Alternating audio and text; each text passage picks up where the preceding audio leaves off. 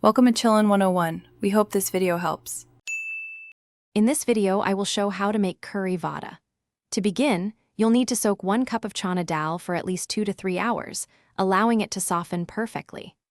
Essential spices include 1 teaspoon of fennel seeds, 2 dried red chilies, and a 1/4 teaspoon of asafoetida for distinct flavor. Also, prepare half a cup of finely chopped onion, 2 tablespoons of fresh cilantro, and about 10 curry leaves. Don't forget 1 teaspoon of rice flour for that desired crispiness and 3/4 teaspoon of salt. Now let's create the perfect vada batter. First, drain the soaked chana dal completely. Transfer it to a blender with the dried red chilies and fennel seeds, grinding it into a coarse paste.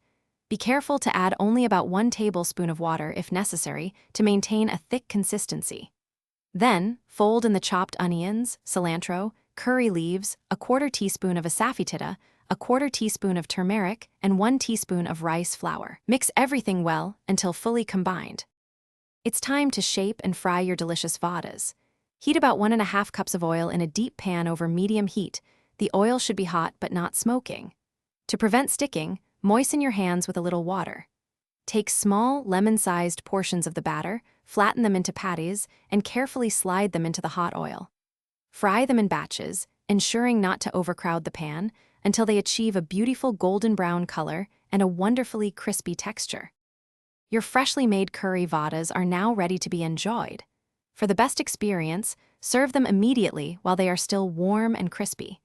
They pair wonderfully with classic South Indian accompaniments such as a tangy coconut chutney or a rich, aromatic sambar.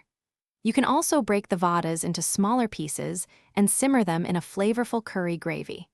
These savory fritters make a delightful snack or a satisfying breakfast. Thanks for watching. Consider subscribing if we helped you.